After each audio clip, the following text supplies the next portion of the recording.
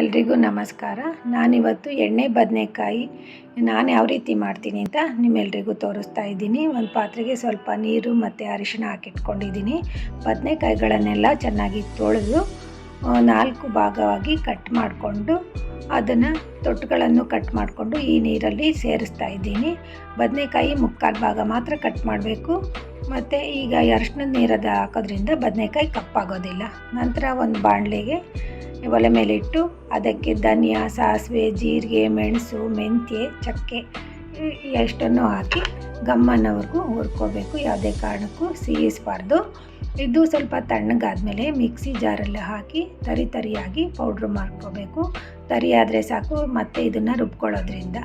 ನಂತರ ಇದಕ್ಕೆ ಒಂದು ಅರ್ಧ ಹೋಳಷ್ಟು ತೆಂಗಿನಕಾಯಿ, ಶುಂಠಿ, ಬೆಳ್ಳುಳ್ಳಿ, ಖಾರಕ್ಕೆ ತಕ್ಕಷ್ಟು ಒಣಮೆಣಸಿನ್ಕಾಯಿ, ಉಪ್ಪು, ಹುರಿಗಡಲೆ, ಬೆಲ್ಲ, ಅರಿಶಿಣ ಇಷ್ಟನ್ನು ಹಾಕಿ ರುಬ್ಕೋಬೇಕು.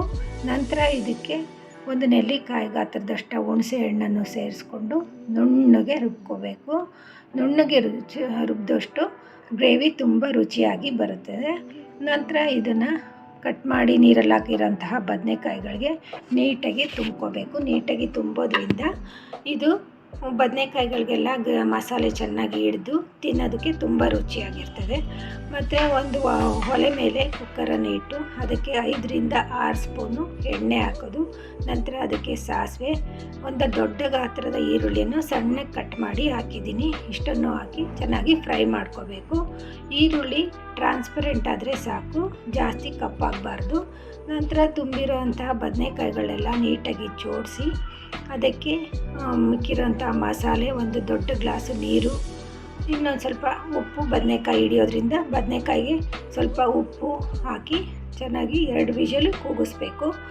ಈಗ ಕೂಗಿಸಿದ ನಂತರ ಬದನೆಕಾಯಿ ಎಣ್ಗಾಯಿ ರೆಡಿಯಾಗಿರುತ್ತೆ.